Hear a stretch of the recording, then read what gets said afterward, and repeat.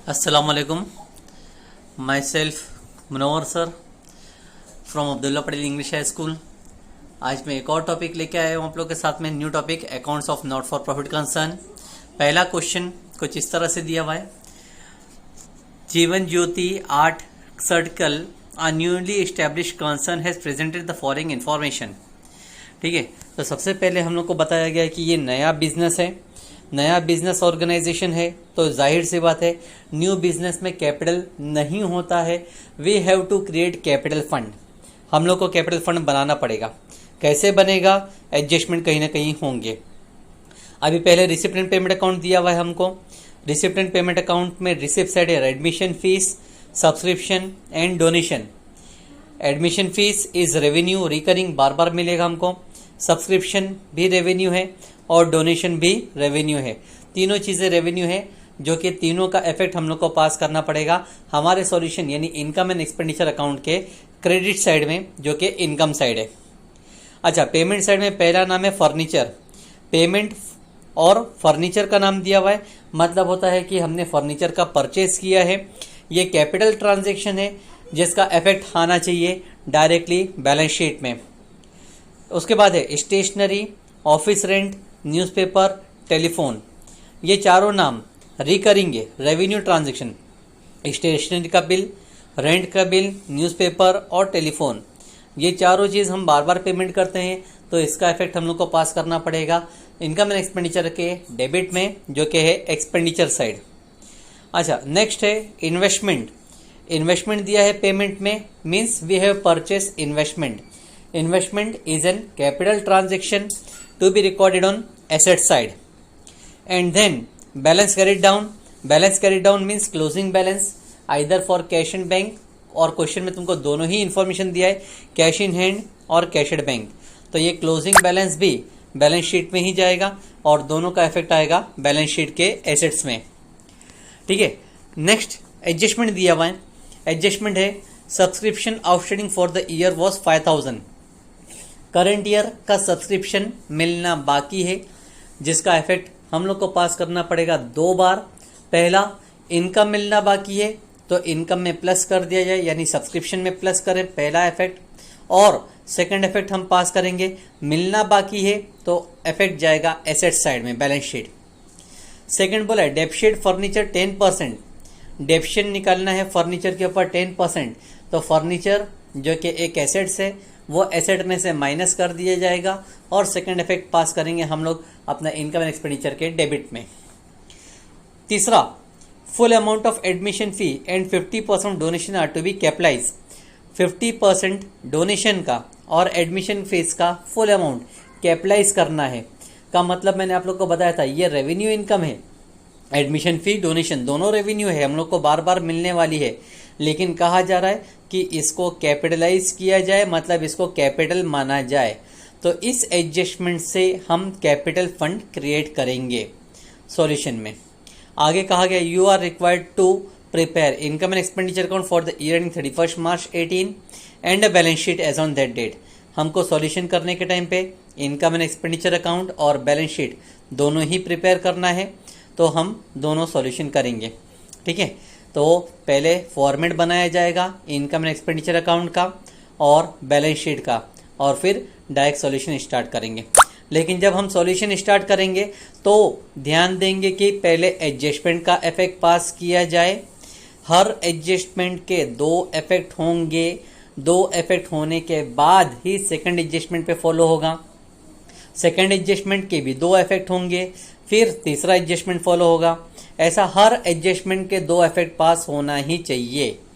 ठीक है, और फिर हम लोग रिसिप्ट एंड पेमेंट अकाउंट में जो भी रेवेन्यू या कैपिटल ट्रांजैक्शन है उसको अकॉर्डिंगली अपनी जगह पे रिकॉर्ड करेंगे सिर्फ एक बार। तो सॉल्यूशन हम लोग स्टार्ट करते हैं कुछ इस तरह से। स्टार्ट करते हैं सॉल्यूशन एडजस्टमेंट से। एडजस्टमेंट नंबर 1 जो कहा गया था, subscription outstanding for the year was 5000। Subscription current year का 5000 आउटस्टैंडिंग के। अगर आप लोगों ने क्वेश्चन को ध्यान से देखे होंगे तो क्वेश्चन के रिसिप्ट साइड में था सब्सक्रिप्शन 40,000। रिसिप्ट साइड मतलब हमारी इनकम है, इसलिए इनकम में लिखेंगे बाय सब्सक्रिप्शन और अमाउंट जो दिया गया था 40,000 लिखा जाएगा। लेकिन अब इसमें कहा गया है outstanding for current year. Outstanding का इफेक्ट मैंने आप लोगों को लिखाया था कि कोई भी तरह का आउटस्टैंडिंग हो, भले वो एक्सपेंस हो या इनकम हो, वो आउटस्टैंडिंग प्लस होता है। तो वो आउटस्टैंडिंग हम प्लस करेंगे और अमाउंट लिखेंगे 5,000। 40,000 प्लस 5,000 किए तो लास्ट कॉलम में टोटल अमाउंट ऑफ सब्सक्रिप्शन हो जाता है 45,000। ठीक है, अब सेकेंड इफेक्ट पास करना है। सब्सक्रिप्शन आउटस्टैंडिंग है, मतलब आउटस्टैंडिंग इनकम, इनकम हमको मिलना बाकी है। तो जो भी इनकम मिलना बाकी है वो एसेट साइड में लिखा जाएगा। आउटस्टैंडिंग, सब्सक्रिप्शन और अमाउंट लिखा जाएगा। सब्सक्रिप्शन और अमाउंट जो मैंने प्लस किया है वो अमाउंट लिखेंगे 5,000। ठीक है, पहला एडजस्टमेंट, दो इफेक्ट। आउटस्टैंडिंग सब्सक्रिप्शन कहा गया तो पहले तो मैंने सब्सक्रिप्शन में प्लस कर दिया 5,000 और सेकंड इफेक्ट एसेट साइड में फीड कर दिया। सेकंड एडजस्टमेंट कहा गया है डेप्रिशिएट फर्नीचर एट 10%। फर्नीचर के ऊपर डेप्शन निकालना है 10%।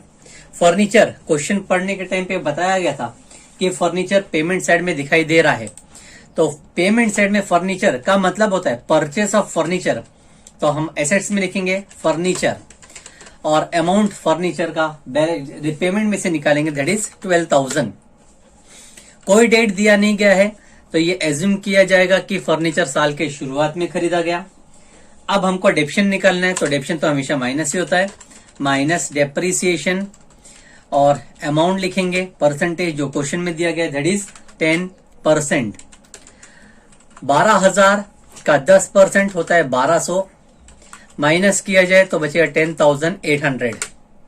सेकेंड इफेक्ट, डेप्शन निकालना हमारे लिए एक तरह का लॉस है, तो लॉस को रिकॉर्ड करेंगे हम लोग एक्सपेंडिचर के डेबिट में, टू डेप्रिसिएशन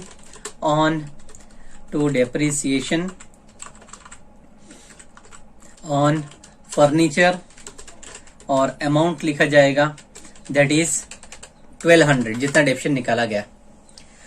अब तीसरा एडजस्टमेंट कहा गया full amount of admission fees and 50% of donation are to be capitalise. Full amount of admission fees का पूरा अमाउंट और डोनेशन का 50% कैपिटलाइज करना है। तो कैपिटलाइज का मतलब मैंने आप लोग को बताया था कि वो अमाउंट हम लोग कैपिटल मानेंगे, that will create our capital fund.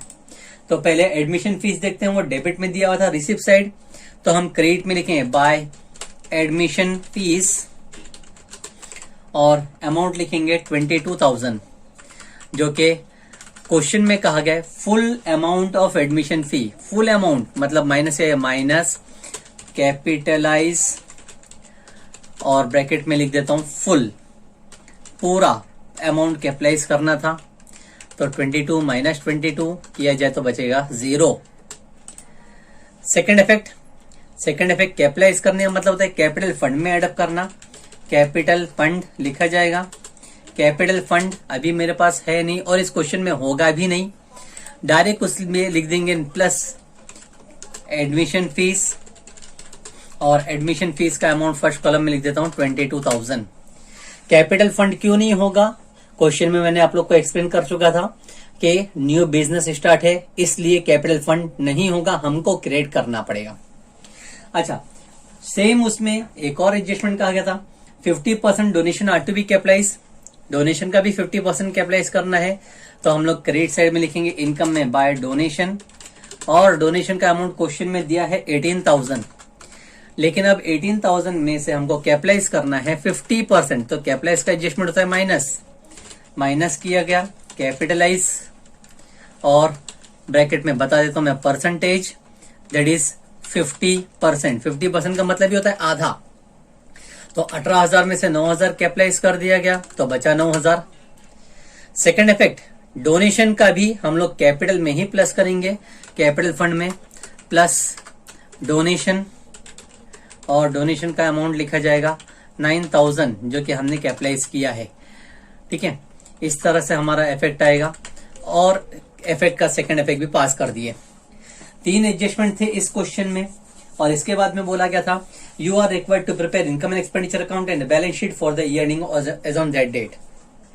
तो तीनों एडजस्टमेंट पास कर चुका मैंने। अब रिसिप्ट एंड पेमेंट की पोस्टिंग करना शुरू करूंगा मैं। रिसिप्ट एंड पेमेंट में डेबिट साइड यानी receipt side, admission fees check करो मैंने क्रेडिट में लिख चुका हूं, इनकम एक्सपेंडिचर में दोबारा नहीं लिखा जाएगा। सब्सक्रिप्शन वो भी लिखा जा चुका है, रिपीट नहीं होगा।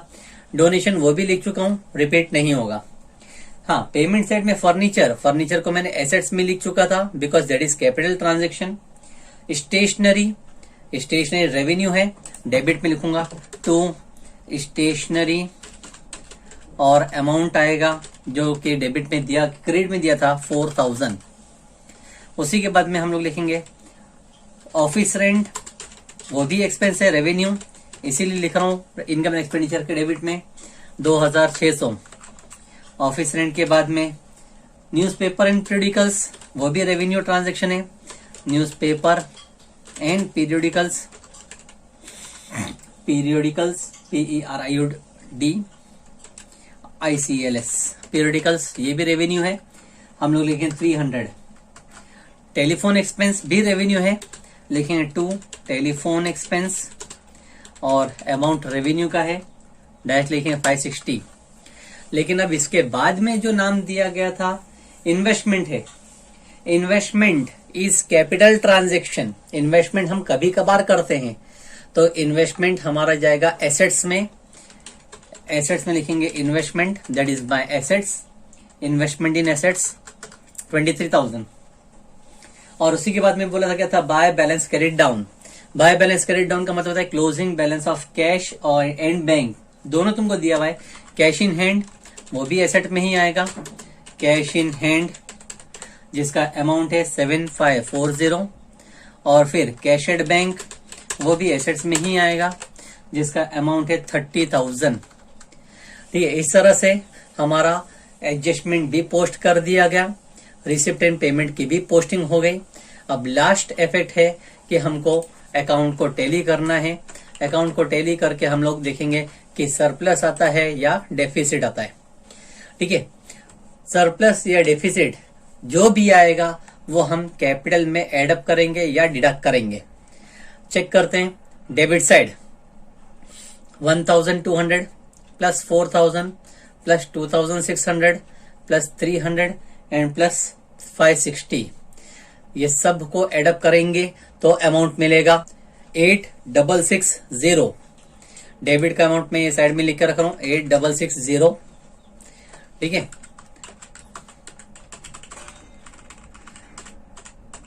8660 मुझे डेबिट में अमाउंट मिला है, जबकि क्रेडिट में अमाउंट 45 प्लस 9 होता है 54,000। तो हाईएस्ट अमाउंट हम देखेंगे 54,000 है, रिकॉर्ड किया जाएगा दोनों साइड 54,000। अब 54,000 में से अगर मैं माइनस कर दूं 8660, तो मेरे पास आंसर जो बैलेंस बचता है वो आएगा 45340। तो इसके सामने मैं लॉन्ग नेम पूरा लिख सकता हूं जो कि है 2 excess of income over expenditure, ये पूरा नाम लिख सकता हूं मैं, जिसका शॉर्ट में नाम होता है सरप्लस। ये एक्स्ट्रा पैसा मेरे पास आ गया है, ये सरप्लस कहलाएगा। ठीक है, दोनों में से जो भी लिखेंगे दैट इज करेक्ट। एक्सेस मिला है मुझे, इनकम ज्यादा थी और एक्सपेंस कम थे, इसलिए वो सरप्लस है। अगर अपोजिट साइड में होता तो वो डेफिसिट कहलाता और नाम होता excess of expenditure over income. 45,340 का सरप्लस आया है, यही सरप्लस को हम लोग बैलेंस शीट में लेके जाएंगे, कैपिटल फंड में एडअप करेंगे प्लस सरप्लस, और अमाउंट एडअप किया जाएगा दैट इज 45340। ठीक है, अब इसको भी पूरा एडअप कर देते हैं। कैपिटल फंड हमको मिलेगा अब 22,000 प्लस 9,000 होता है 31 प्लस 45 होता है 76,340। ठीक है, लाइब्रेरीज का यानी कैपिटल फंड जो कि टोटल हो रहा है वो है 76,340। अब बैलेंस शीट को टैली करते हैं। बैलेंस शीट में अगर देखेंगे तो बैलेंस शीट में लाइब्रेरी साइड सिर्फ एक ही अमाउंट था। क्रेडिट साइड में एडअप करते हैं यानी एसेट साइड में एडअप करते हैं 5,000 10,823, 7540 और 30। तो मैं जो काउंटिंग है थाउजेंड्स की करता हूं पहले। 10 + 5 15, 15 + 23 होता है 38, 38 + 7 होता है 45, 45 + 30 75, 75,000 हो गया। 800 और 500 1340 होता है। तो हम लोग लिखेंगे 76,340 on both side, that is my tally amount of balance sheet. ठीक है, तो ये जो पहला क्वेश्चन था एकदम सिंपल था, जिसमें कोई इंफॉर्मेशन दी नहीं गई थी। ठीक है, हम लोगों को ज्यादा कुछ रिकॉर्ड नहीं करना था, ज्यादा कुछ एडजस्टमेंट नहीं थे, बैलेंस शीट टेली होगी। याद रखें कि एडजस्टमेंट के 2 इफेक्ट पास करना है, और हम लोग रिसिप्ट एंड पेमेंट की पोस्टिंग करेंगे तो कोई भी एक ही साइड में इफेक्ट पास होगा, either on receipt side, payment side, asset side और लायबिलिटी साइड। ध्यान से एक ही बार इफेक्ट पास करना है। ठीक है।